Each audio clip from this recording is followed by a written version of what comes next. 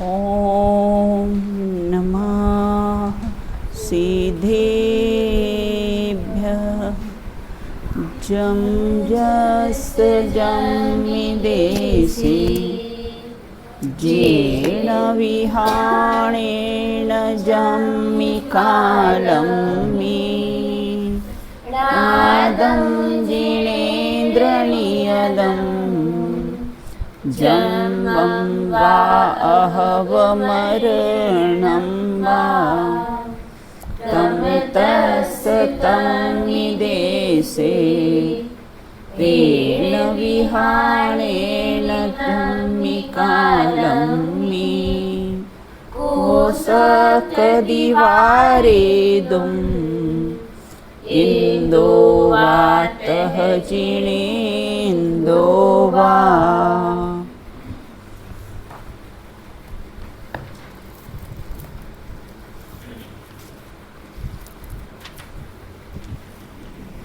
अपनी चर्चा यहाँ पर क्रमबद्ध पर्याय पर अपनी चर्चा प्रारंभ की थी।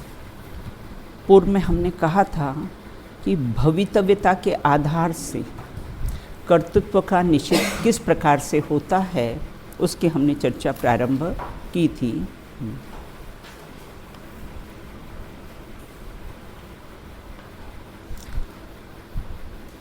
अलंघ शक्ति किसे कहते हैं? भवितव्यता की शक्ति है। अलंघ शक्ति किसे कहते हैं?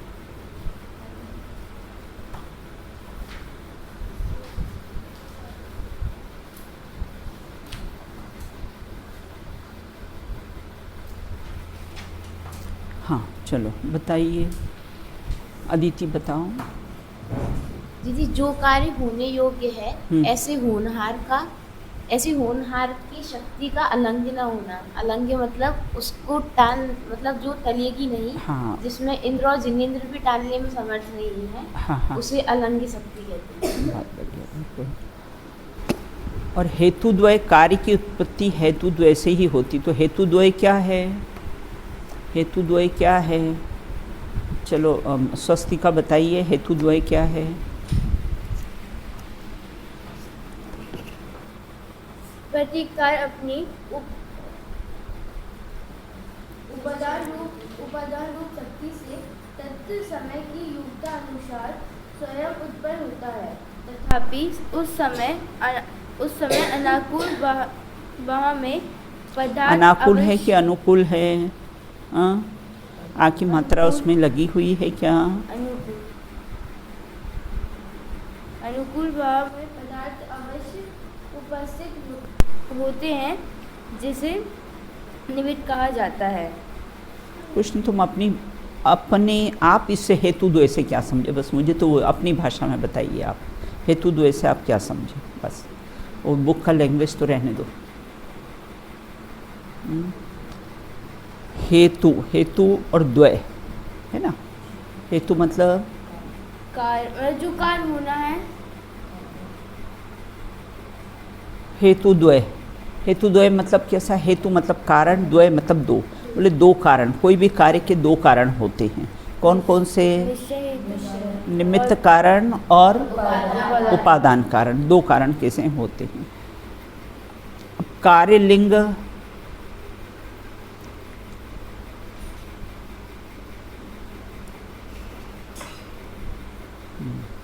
कार्यलिंग। हाँ अणिमा बताइए।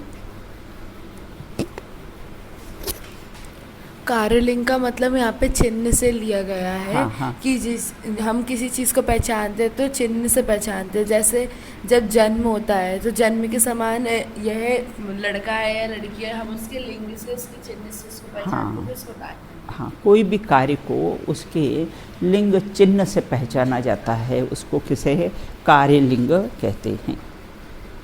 क्योंकि कार्य हुआ है इसी से तो सिद्ध होता है ना, उसका कोई कारण होगा ना। जो कार्य हुआ है उसका कोई ना कोई कारण अवश्य होगा। बिल्कुल। अब आगे अपन चर्चा करते हैं। पेज नंबर है 48 है मेरे में। देखो, ज्ञापक हेतु किसे कहते हैं? ज्ञापक हेतु किसे कहते हैं?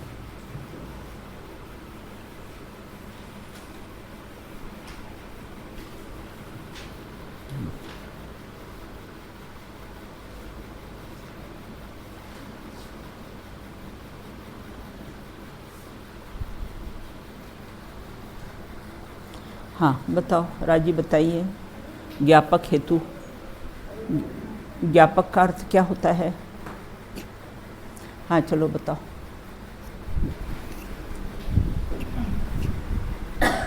ज्ञापक का जैसे ज्ञान कराने वाला, हाँ जैसे बताने वाला। हाँ बताने वाला, जैसे अग्नि है हाँ। तो धुएं से हमें धुएं से पता चल जाता है कि वहाँ पे अग्नि होगी, तो वो धुआं है ज्ञापक, वो हमें ज्ञान कराने वाला है। बहुत बढ़िया, बिल्कुल है ना, जो बताने वाला है, बिल्कुल है ना। भाई ये आत्मा है ना। हमने किससे जाना? ज्ञान। हाँ, तो वो क्या हुआ? उसका ज्ञापक हेतु हुआ, बिल्कुल। भाई ये मंदिर का कलश है ऊपर, बिल्कुल हाँ ना, दूर से हमें दिख रहा है, तो हमने कहा कि ये मंदिर है। हमने कैसे जाना? बोले वो ऊपर ध्वजा और वो लगी है ना, उससे जाना है, तो वो कैसा हुआ? ज्ञापक हेतु है।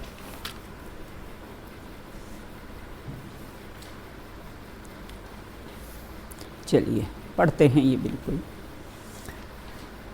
इस प्रकार भूकंप रूपी धुआं उसकी भवितव्यता रूपी अग्नि का ज्ञापक हेतु है, उसको बताने वाला है। होनी ही होनहार का ज्ञापक है, मतलब उसकी भवितव्यता ही उसका ज्ञापक है। बोलो। 49 के हमने 4 पैराग्राफ के बाद 5वां शुरू कर।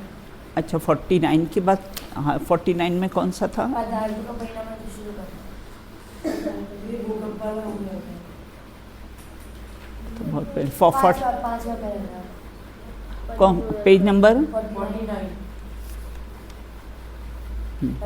चलिए देखो, यहाँ पर हमने पूर्व में चर्चा की थी, कार्य की उत्पत्ति सर्वज्ञ के ज्ञान के अनुसार होती या भवितव्यता के अनुसार होती है। तो यहाँ ये कहते हैं कि सर्वज्ञ के ज्ञान के अनुसार होती, इसमें तो कोई विरोध है ही नहीं है, लेकिन भवितव्यता के अनुसार होने वाले कार्य के साथ सभी कारण आ जाते हैं ना। सभी कारण मतलब पांचों समवाय, मतलब कार्य जब जब भी होता है वो पांचों समवाय से ही होता है। तो इससे क्या होता है ना, एकांतवाद का प्रसंग नहीं आता कि मात्र पुरुषार्थ से हुआ या मात्र निमित्त से हुआ या होनहार से हुआ या काल लब्धि से हुआ, है ना, या स्वभाव से हुआ। देखो स्वभाव से होता तो स्वभाव तो अभी मौजूद है, फिर सम्यक दर्शन प्राप्त क्यों नहीं हो रहा है? स्वभाव सम्यक तो स्वरूप स्वभाव तो मौजूद है ना हमारे पास, फिर कार्य क्यों नहीं हो, सम्यक दर्शन क्यों नहीं हो रहा है? क्योंकि कोई भी कार्य पांचों समवाय से होता है, उसमें पुरुषार्थ भी है, निमित्त भी है, होनहार है, काल अवधि है ना।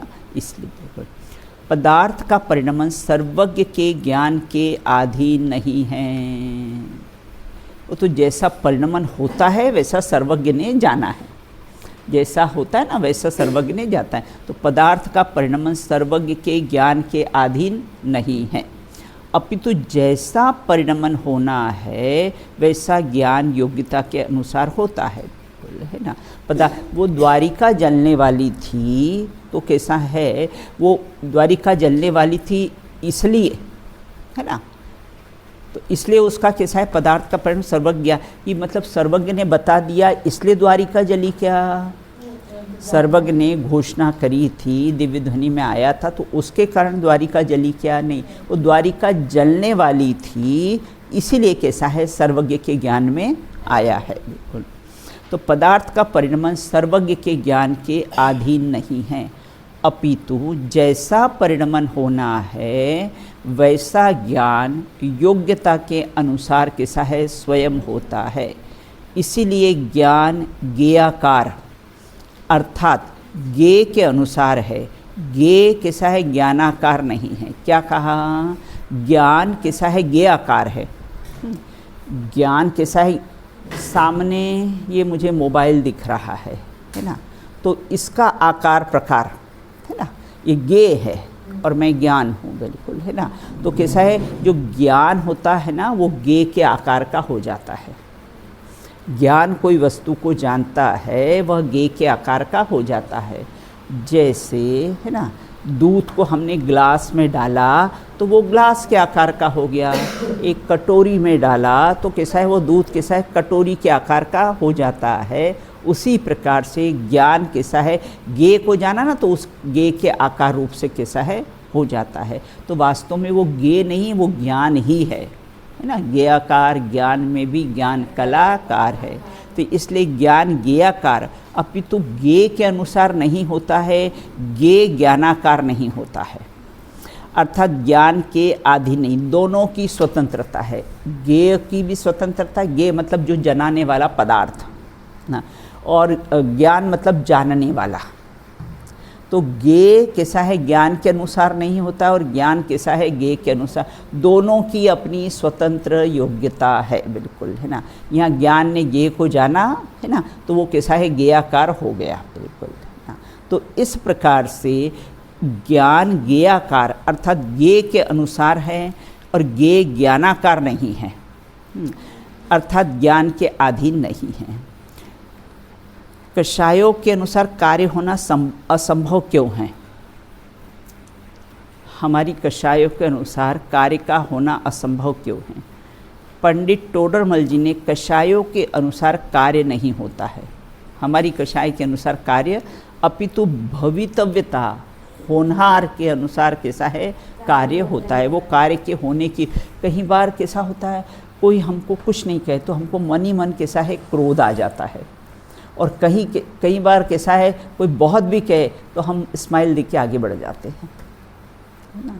तो इस प्रकार यह ये होता है कि कषाय के अनुसार कार्य नहीं होता, अपितु भवितव्य क्या के अनुसार कार्य होता है।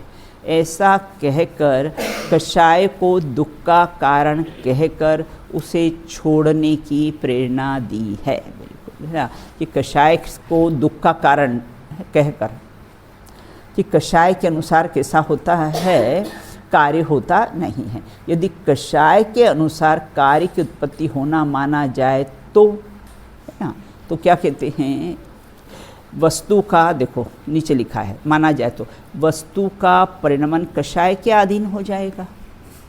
कषाय के अनुसार कार्य होना, तो फिर कैसे वस्तु का परिणमन कैसे कषाय के अधीन हो जाएगा, जिससे वस्तु की स्वतंत्र परिणमन की व्यवस्था खंडित हो जाएगी।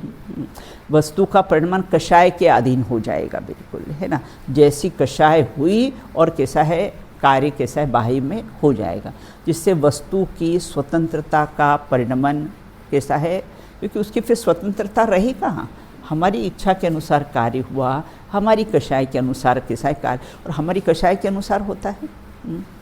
कई बार हमको लगता है हम बहुत कषाय करेंगे तो कार्य हो जाएगा, तो कार्य कैसा है, होता नहीं है।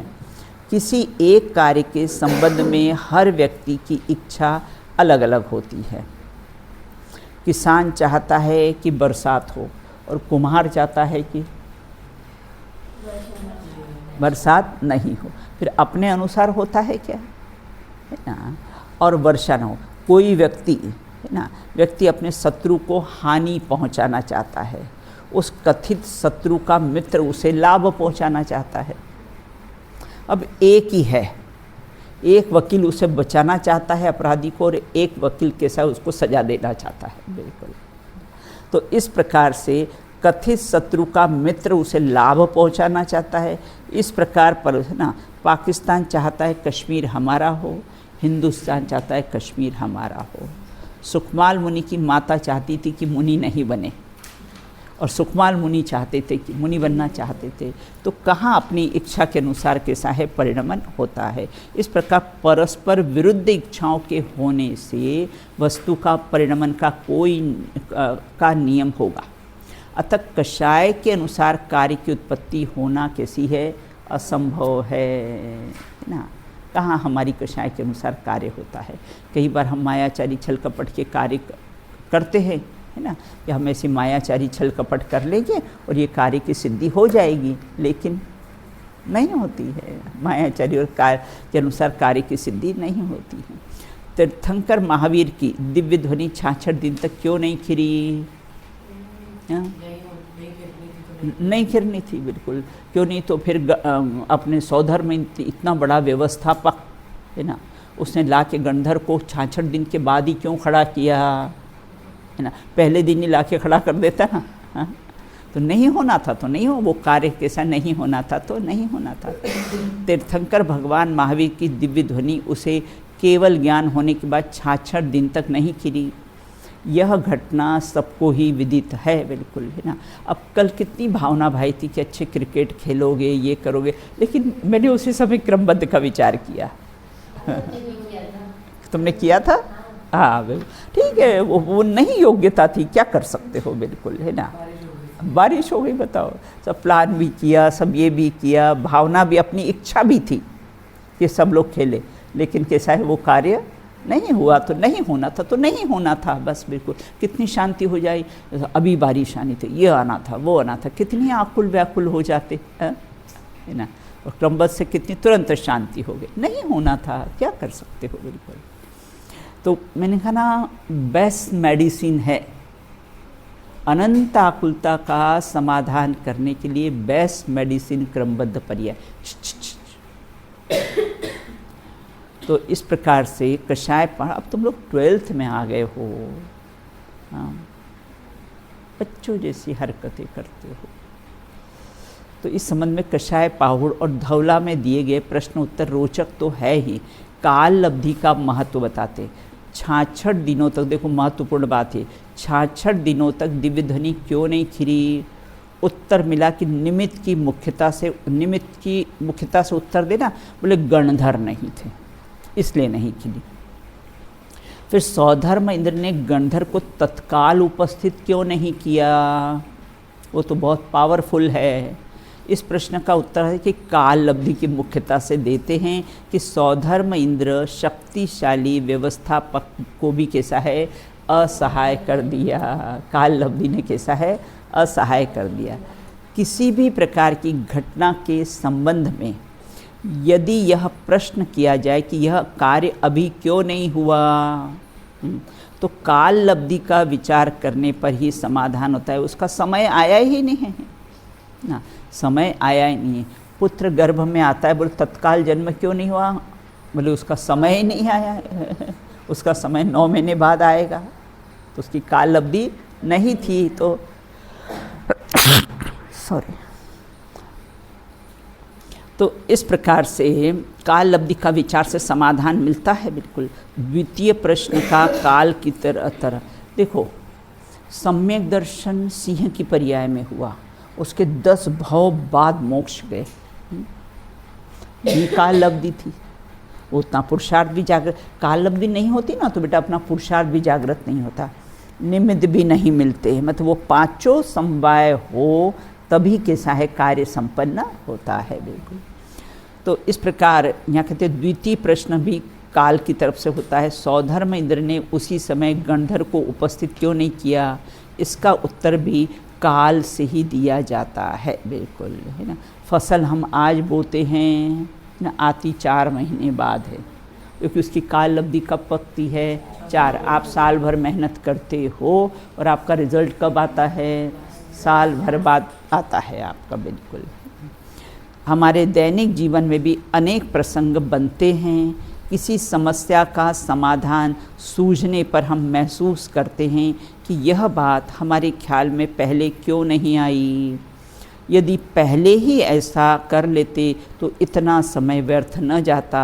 अपने को होता है ना, अरे पहले क्यों नहीं दिमाग में ये बात आई, है ना। तो हम उस कार्य को कैसा है पहले ही कर लेते हैं, काम भी नहीं बिगड़ता।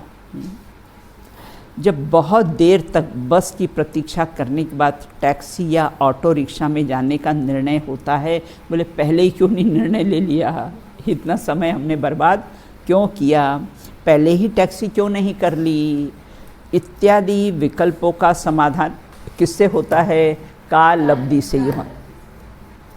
घर जाने का है नहीं योग्यता नहीं थी, अब क्रमबद्ध पे लगाना उसको, आते के साथ मम्मी पापा पर गुस्सा नहीं करना, है ना। का ये क्रमबद्ध पड़ी है ना तो उसका विचार करना। नहीं काल अवधि थी, होनहार ऐसा नहीं था, जाने की योग्यता नहीं थी, सब हमने भी छुट्टी दे दी, तुमने भी भाव बना दिए, मम्मी पापा के भी भाव बन गए, सब हो गए, लेकिन फिर भी वो नहीं होना था तो नहीं हुआ। जो कार्य नहीं होना होगा ना बेटा वो नहीं होगा। जैसे कोई लड़के लड़कियों की भी शादी होती ना, बिल्कुल, अब नहीं होना था तो नहीं होगी, बिल्कुल।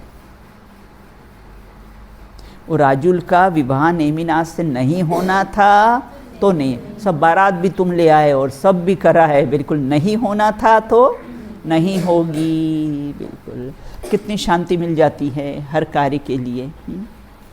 हमको बहुत बहुत एक्साइट होता है कोई काम करने के लिए, ये करेंगे, और नहीं होता है बिल्कुल, तो तुरंत इससे समाधान मिलता है कि वो कार्य होने की अभी योग्यता नहीं है। बिल्कुल वो कार्य 10 नंबर पर होना है और तुम 8 नंबर पर करना चाहते हो तो कैसे होगा। बिल्कुल अब निमित्ताधीन दृष्टि वालों को काल लब्धि पर ध्यान न देकर निमित्त को ही कर्ता मान लेते हैं, और जब निमित्त आया तब कार्य हुआ, है ना। जब वो मुनिराज आए, चारण रिद्धिधारी मुनिराज, तभी उसको कैसा है सम्यक दर्शन हुआ ना। सुखमाल मुनि को, है ना, माँ ने बिल्कुल कह दिया था कि इस नगर को ज्योतिष ने बता दिया था कि आपका बेटा कोई मुनिराज को देखिएगा और दीक्षा ले लेगा, क्योंकि है ना पति भी दीक्षा लेके चले गए थे, तो माँ बेटे को भी नहीं जाना कि ये भी दीक्षा ले लेगा, तो उसने सारे नगर में कह दिया कोई भी मुनिराज इस नगर में प्रवेश नहीं करेगा। लेकिन उसको कौन रोक सकता था? हाँ, वो मुनिराज दिख गए और ये अपने रूम में से मुनिराज को देख लिया, वो अपने कपड़ों की सब रस्सी बना ली, उतर कर चले गए। तो कौन रोक सकता था? बिल्कुल ना। तो इस प्रकार यहाँ ये कहते हैं कि अब प्रश्न हो तो कि निमित्त के बारे में भी खड़ा रहता है, निमित्त तभी क्यों नहीं आया, पहले क्यों नहीं आया? इसका समाधान भी कैसा है? काल लब्धि से ही होता है। बिल्कुल गहराई से विचार किया, तुमने बहुत एग्जाम्स की तैयारी की और पेपर डिले हो गया, तुमको बहुत गुस्सा आएगा, लेकिन क्रमबद्ध का विचार करोगे, पल पल पर क्रमबद्ध का विचार करोगे तो कैसे टेंशन से दूर ना, कोई आकुलता आपको, ये कार्य नहीं होने की योग्यता थी, है ना। जन्म नक्की है, मरण नक्की है, तो जन्म से मरण के क्षण भी तो नक्की है ना। गहराई से विचार किया जाए तो निमित्त मिलने पर भी विवक्षित कार्य तुरंत नहीं हो जाता है ना। चलो निमित्त भी, सच्चे देवसास गुरु का निमित्त भी मिल गया तो क्या तत्काल सम्यक दर्शन हो जाता है? नहीं होता है ना। पानी को अग्नि पर रखते ही तुरंत गर्म हो जाता है, उसकी भी काल लब्धि जब पकती है तभी कैसा है? गर्म होता है। बिल्कुल तो इस प्रकार से बीज बोते ही कोई तुरंत फसल आ जाती है? नहीं आती है। कुछ समय तो क्यों लगता है? गुरु का निमित्त मिलने पर ज्ञान तुरंत क्यों नहीं हो जाता? होता है ना ऐसा, अपने को किसी थोड़ी देर बाद विचार करते फिर क्लिक करता है, अरे ये बात है, बिल्कुल है ना। तुरंत कैसा है? ज्ञान नहीं हो जाता। और कुछ कुछ बातों का तो ऐसा होता है तुरंत ज्ञान नहीं होता, बाद में अरे अरे ये क्लिक किया, वो बात तो ऐसी ही थी। बिल्कुल तो गुरु का निमित्त मिलने पर भी ज्ञान तुरंत क्यों नहीं हो जाता है? उन्हें एक ही विषय को बार बार क्यों समझाना पड़ता है? याद क्यों नहीं होता है? हमें सनावस से इंदौर जाना है ना, और 2.5 घंटे में गाड़ी पहुंचती है। सनावस से इंदौर जाना, अपनी गाड़ी हो तो 2 घंटे में, और अगर बस वगैरह से जाओ तो 2.5 घंटा लगता है। अब गूगल ये बता देगा कि रास्ता है और आप इतने बजे पहुंच जाओगे। हमने सर्च कर लिया गूगल में कि रास्ता ये है और कितने बजे तक पहुंचेंगे, लेकिन रास्ते में टायर पंचर हो गया। अब गूगल ने तो क्या करा, बता दिया था कि तुम कैसे 2 घंटे में पहुंच जाओगे। गाड़ी का एक्सीडेंट हो गया, हम हॉस्पिटल पहुँचे, लेकिन गूगल ये थोड़ी बता पाएगा। गूगल ये बता पाएगा, है ना। वो तो इतना बजे इतना रास्ता है और आप इतने बजे पहुंच जाओ, और बीच में हमें कोई संकट आ गया तो वो कैसा है? गूगल बता नहीं पाएगा। बिल्कुल ये तो मात्र सर्वज्ञ के ज्ञान में ही नक्की है। बिल्कुल है ना। तो उन्हें एक ही विषय पर बार बार क्यों समझाना पड़ता है इत्यादि अनेक परिस्थितियाँ तत्समय की योग्यता और काल लब्धि के महत्व को स्पष्ट करती है। क्रमबद्ध प्रयास निर्भर हो जाते हैं बेटा, सारा कर्तृत्व का बोझा उतर जाता है ना, बिल्कुल निर्भर हो जाते हैं, है ना। जो होना है सो निश्चित है, केवल ज्ञानी ने गाया है। बिल्कुल उक्त प्रश्नोत्तर के वस्तु स्वरूप समझने के लिए गंभीर रहस्यात्मक सूत्र प्रकट होता है।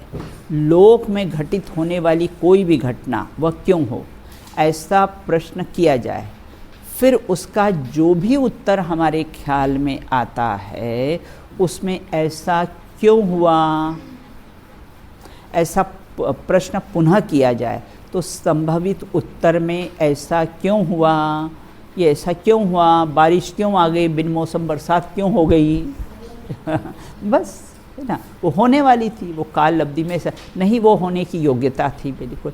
पुनः प्रश्न के मतलब सारे निमित्त हमने जुटा लिए बेटा, है ना। आप लोग ड्रेस भी पहन लिए, किट भी तैयार थी, भोजन भी कर लिया, सब सारे साधन जुटा लिए, लेकिन फिर भी है ना, फिर भी कैसी उसकी योग्यता नहीं थी बिल्कुल। देखो प्रत्येक कार्य भवितव्यता के अनुसार होता है, उसको उन्होंने एक घटना के माध्यम से प्रस्तुत किया है कि प्रत्येक कार्य की जब होना होगा तब ही होगा, तुम उसको आगे पीछे करने में समर्थ नहीं। एक व्यक्ति स्कूटर से कहीं जा रहा था, पीछे से तेज गति से आते हुए ट्रक ने उसे टक्कर मार दी, जिससे उस व्यक्ति की कैसी हो गई, तत्काल मृत्यु हो गई। अब प्रश्न उठता है उसमें से, वह दुर्घटना कैसे हुई, बोले ट्रक चालक तेज गति से कैसा है, ट्रक चला रहा था, इसलिए कैसी है, टक्कर लग गई। ट्रक चालक तेज क्यों चला रहा था, हाँ, क्योंकि ड्राइवर ने कैसा है, शराब का नशा कर रखा था, इसलिए तेज गति पर, उसको गति पर कैसा है, ध्यान नहीं दिया बिल्कुल ना। अपने यहाँ तो विदेशों में तो इसका बहुत मतलब इतना स्ट्रिक्ट बिल्कुल, उनके सीसीटीवी कैमरे न जाने वो कहाँ पुलिस छुपी रहती है कोने में बिल्कुल। हम लोग एक बार जा रहे थे कई जगह, थोड़ी स्पीड ज़्यादा थी, हाँ, पीछे से आ गई पुलिस बिल्कुल है ना, और चालान बना दिया। वहाँ कोई चिक चिक नहीं करता बेटा, उन्होंने चालान बनाया, पैसा तुरंत 7,000 रुपया उसको दे दिया और चल दिए बिल्कुल। अपनी गलती को स्वीकार, अपने यानी तू ले ले, मैं दे दूँ, मैं कह दूँ, चिक चिक नहीं बिल्कुल, कम ले लो ज़्यादा ले लो, है ना। और एक बार भतीजा था हमारा, तो उसने गलत गाड़ी पार्किंग कर दी, तो पुलिस आ गई उसको, तो उसने सोचा चलो अपने इंडियन स्टाइल में कुछ ले दे के समाप्त कर दे। तो उस पुलिस वाले ने क्या बोला, अच्छा ट्राई किया, आपने हमें रिश्वत देने के लिए, बोले तुमने अच्छा ट्राई किया और फिर बस वो जो चालान था तो देना पड़ा उसको। तो कहते हैं कि ड्राइवर ने शराब क्यों पी, क्या करे, एक बार आदत पड़ जाती है तो प्राय सभी ड्राइवर क्या करते हैं, शराब पीकर चलाते हैं, उन्हें बचपन से ही शराब पीने की कैसी है, आदत पड़ जाती है उन्हें बचपन से ही आदत क्यों पड़ी, क्योंकि निम्न कुल में जन्म लिया था, उसका पिता भी ड्राइवर था, वह भी शराब पीता था, उसकी माँ को नशे में गालियाँ देता था, मारता था, यह सब देखकर उसकी आदत कैसी है, पड़ गई। वह व्यक्ति ऐसे कुल में, नीच कुल में उसका जन्म भी क्यों हुआ, बोले है ना, वो है ना अपने तत्वार सूत्र में सूत्र आता है ना, परात्म निंदा प्रशंसे सद्गुणोच्छादने भावे नीचे गोत्रस्य, नीच गोत्र के आश्रव के कारण कौन कौन से हैं, पर की निंदा करना, अपनी प्रशंसा करना, ये सब नीच गोत्र के आश्रव के कारण हैं। बोले नीच कुल में जन्म क्यों हुआ, बोले वो उसको वैसे ही संस्कार पढ़ने थे जिससे वह सदाचारी विद्वान बन जाता, उसको ऐसे संस्कार नहीं पड़े। इसमें कोई क्या कर सकता है, वह सब अपने अपने कर्मों का फल है। उसमें ऐसे अशुभ कर्मों का बंध क्यों किया, क्योंकि उसको ऐसे ही सहयोग मिलने थे। उसने ऐसे अशुभ कर्म क्यों बांधे, कर्म तो अपने भावों के अनुसार ही कैसे है बांधते, जो यात्रा वहाँ से प्रारंभ की तो पूरी उसकी अंत तक उसको ले जाएंगे बिल्कुल। तो उसे ऐसे अशुभ कर्म क्यों बंधे, क्योंकि उसने कर्म ही ऐसे किए, इसलिए उसको अशुभ कर्मों का बंध हुआ। उसने ऐसे भाव क्यों किए, अच्छे भाव क्यों नहीं किए, यह तो जीव की तत्समय की कैसी है, योग्यता है कि अच्छे भाव करना भी हमारे अधीन नहीं है, पुण्य पाप का परिणाम भी हमारे अधीन नहीं है, बिल्कुल, है ना। उसको भी जैसे परिणाम होना होगा हो जाएंगे, बिल्कुल, है ना। उस समय अपन तो बेटा ज्ञाता रहो बस, चाहे पुण्य का परिणाम आए चाहे पाप का परिणाम आए, अपन तो कैसे उसके ज्ञाता रहो, उसके जाननहार है, वो अपना डिपार्टमेंट है। वो पुण्य पाप को आगे पीछे करना अपना डिपार्टमेंट नहीं है। तो अतः वह स्वयं अन्य कोई क्या कर सकता है इसमें, बिल्कुल, है ना। तत्समय की योग्यता ही थी। अब जरा सोचिए, बिल्कुल सोचेंगे अपन सब लोग मिलकर अंतिम प्रश्न का उत्तर कि इसके अलावा और क्या हो सकता है। तो इस घटना के विश्लेषण से करने पर यह निष्कर्ष निकला जा सकता है, ये अंतिम उत्तर की अलंग शक्ति, वह जो शक्ति है भवितव्यता की, होनहार की जो अलंग शक्ति है, उसको कैसा है कोई टाल सकता नहीं है, बिल्कुल। भवितव्यता के ही दर्शन हो रहे हैं। यद्यपि यह बात अंतिम प्रश्न के उत्तर में आई है, तथापि उक्त घटना के प्रत्येक अंश में व्याप्त है। यह बात भवितव्यता पर आ गई है, अब आगे कोई प्रश्न शेष रहता नहीं। ऐसा ही होना था बस, इसके आगे कोई प्रश्न है क्या, है ना। वो बारिश होनी ही थी, अब इसके आगे कोई प्रश्न है कि क्यों हुई, कि क्या हुई, कि कोई प्रश्न नहीं है, बिल्कुल। सभी विकल्प कैसे हैं, समाप्त हो जाते हैं। यही क्रमबद्ध पर्याय को पढ़ने से अपने को कैसा है लाभ होता है। किसी में इष्ट अनिष्ट बुद्धि नहीं है ना। क्या लाभ हुआ कि किसी के में भी कैसा है इष्ट अनिष्ट बुद्धि नहीं रहती है। दृष्टि देखो, बीच बीच में लाभ आएंगे, आप एक जगह, है ना, कॉपी में अपने पूरे लाभ सब लिखते रहना।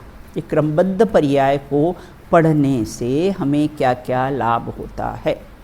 तो यहाँ ये कहते क्या हुआ, सारे विकल्प समाप्त हो जाते हैं, किसी में इष्ट अनिष्ट बुद्धि नहीं रहती है। तीसरा, दृष्टि सहज स्वभाव सन्मुख होने से, है ना, अपूर्व पुरुषार्थ जागृत होता है। स्वभाव सन्मुखता का अपूर्व पुरुषार्थ जागृत होता है, बिल्कुल ना। चलो प्रश्न उत्तर लेते हैं इसके। कार्य की उत्पत्ति हेतु द्वय से होती है ना। हेतु द्वय से होती, तो ये अपने देखा था ना पूर्व में कैसा है हेतु द्वय, पेज नंबर 46। हेतु द्वय विस्कृत है ना, ये दो निश्चय और उपादान है, और निमित्त निश्चय हेतु और उपादान है, व्यवहार हेतु कैसा है निमित्त है, बिल्कुल। अब विवक्षित कार्य ही भवितव्यता का लिंग मतलब ज्ञापक हेतु है, बिल्कुल। ये 47 पर है ना, 47 पर ये इसका आ गया है कि हाँ ये है ना बेटा इसका लिंग है ना। प्रत्येक कार्य हेतु द्वय से उत्पन्न होता है, वह कार्य भवितव्यता का लिंग ज्ञापक हेतु है ना। अर्थात कार्य को भवितव्यता का ज्ञापक हेतु कहा गया है, बिल्कुल। विवक्षित भवितव्यता की अलंग शक्ति, ये अलंग शक्ति आई। भवितव्यता ही कैसी है उसकी कार्य के होने की किसी अलंग शक्ति है, जो कार्य होना है उसको कोई टाल सकता नहीं है, बिल्कुल। और भवितव्यता के बिना अनेक सहकारी कारण मिलने पर भी कार्य उत्पन्न नहीं होता है ना। तो ये कौन सा है अपना 48 पेज पर 3rd पैराग्राफ, ये वाला है, बिल्कुल है ना। ये लिखा ना ये निरीह संसारी प्राणी, वहाँ से लेकर भवितव्यता के बिना ये यहाँ तक है, इसका निमित्त कारण कहा जाता है। वो पूरा पैराग्राफ इसका आंसर है। भवितव्यता के बिना अनेक सहकारी कारण मिलने पर भी कार्य कैसे उत्पन्न क्यों नहीं होता है। अब कहते कार्य की उत्पत्ति सर्वज्ञ के ज्ञान के अनुसार होती है, भवितव्यता के अनुसार होती है ना। तो यहाँ ये कहते हैं ये वाला है ना, पेज नंबर 49 का 4था पैराग्राफ, पंडित युगल किशोर जी मुख्तार है ना, वहाँ से लेकर पूरा पैराग्राफ कि गे ज्ञानाकार नहीं है अपितु ज्ञान के अधीन नहीं है, बिल्कुल। विवक्षित कार्य और भवितव्यता में कौन सा संबंध है ना, कौन सा संबंध है? तो यहाँ ये कहते हैं ज्ञेय ज्ञायक संबंध है। भवितव्यता में कार्य का विवक्षित कार्य में और भवितव्यता में कौन सा संबंध है? कार्य कारण संबंध। अब कषाय के अनुसार कार्य होना असंभव क्यों है ना, तो ये वाला पैराग्राफ है 49 है ना, वहाँ पर ये लिखा ना, पंडित टोडरमल जी साहब के अनुसार है ना, ये यहाँ से कैसा है, ये शुरू होता है 30, ये पूरा ही कैसा है उसका आंसर है, उसको उदाहरण से दिया हुआ है ना, तो वो पूरा ही उसका कैसा है आंसर है। कहाँ तक है ये? यहाँ तक, पेज नंबर 52 में इसका जो है ना प्रश्न उत्तर में, कि इसमें वह स्वयं या अन्य कोई क्या कर सकता है। पेज नंबर 52 का जो प्रश्न उत्तर का जो उत्तर है ना, उसमें इसमें वह स्वयं अन्य कोई क्या कर सकता है, बिल्कुल ना। अब कहते तीर्थंकर भगवान महावीर की दिव्य ध्वनि 66 दिन तक क्यों नहीं खिरी ना, तो इसका आंसर है बिल्कुल, देखो ये है ना इसमें, हाँ, धौला प्रश्न की अपेक्षा से कैसा इसका आंसर दिया हुआ है यहाँ पर, ये यहाँ से 50 पेज पर है ना, 66 दिनों तक क्यों नहीं खिरी ना, वहाँ से लगाकर वो कैसा है पूरा पैराग्राफ है बिल्कुल। फिर काल लब्धि आने पर भी कार्य उत्पन्न होता है ऐसा मानने से क्या लाभ है? लाभ ही लाभ है, हानि तो कुछ नहीं है, यहाँ से बिल्कुल है ना, पेज नंबर 50 पर किसी घटना के संबंध में ना, तो यह प्रश्न किया जाए, कैसा है प्रश्न किया होता है ना, यहाँ से 32 है ना, किसी घटना के संबंध में प्रश्न किया जाए, ये पैराग्राफ है, इसका उत्तर काल से ही दिया जाता है बिल्कुल है ना, मतलब ये यहाँ तक बेटा है ना, अनेक विकल्पों का समाधान काल लब्धि ही करती है, ये यहाँ तक उत्तर है 32 क्वेश्चन का आंसर बिल्कुल है ना। अब कहते हैं प्रत्येक कार्य भवितव्यता के अनुसार होता है, यह समझने के लिए किसी घटना का, ये पूरा है ना 33, वो स्कूटर पर कहीं जा रहा था ना, पीछे से तेज गति से आया, ये पूरा कैसा है उसका आंसर है ना, यहाँ तक 33 का बिल्कुल है ना। अन्य कोई क्या कर सकता है, यहाँ तक उसका आंसर है, पूरी वो घटना का उसका आंसर है। तो इस प्रकार से कैसा है हमने चर्चा की है, शेष चर्चा कैसा है, तो अपना ये जो हुआ था ना, मतलब भवितव्यता के अनुसार कैसा होता है, आधार से कर्तृत्व का निषेध होता है। मैं किया, मैं कर सकता हूँ, ऐसा क्यों नहीं हुआ, तो बोले होनहार जैसी होगी वैसा होगा। तो भवितव्य के अनुसार कैसा होता है, कर्तृत्व का जो अभिमान होता है उसका निषेध हो जाता है बिल्कुल। अब कहते हैं रागी जीव भी पर पदार्थ के परिणमन का कर्ता नहीं है। भाई वीतरागी तो है ही नहीं, लेकिन रागी जीव तो करता है ना। तो यहाँ कहते हैं रागी जीव भी कैसा है, पर पदार्थ के कैसे हैं, परिणमन का कर्ता नहीं है। उसकी शेष चर्चा अपन कैसी है बाद में करेंगे। चलो बोलिए।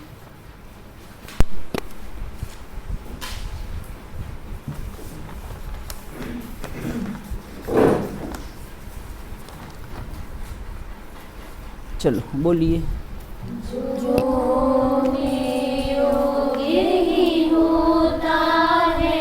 जब वस्तु स्वयं ही बदलती है, तो तू क्यों रोता गाता है, तू फिक्र सोच क्यों करता है, जो होना है सो होता है, वह अपनी ताकत होता है, चेष्टाएं तक कर रह जाती, पर जो होना है सो होता है, तो तू क्यों रोता गाता है, जो होना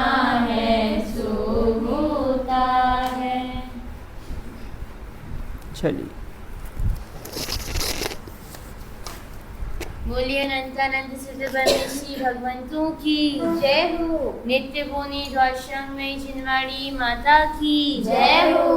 अस्थि की मस्ती में मस्त रहने वाले समस्त वीतरागी संतों की जय हो। शासन नायक महावीर भगवान की जय हो। अहिंसा परमो जैन धर्म की जय हो। एक साथ बोलिए जय श्री जय श्री।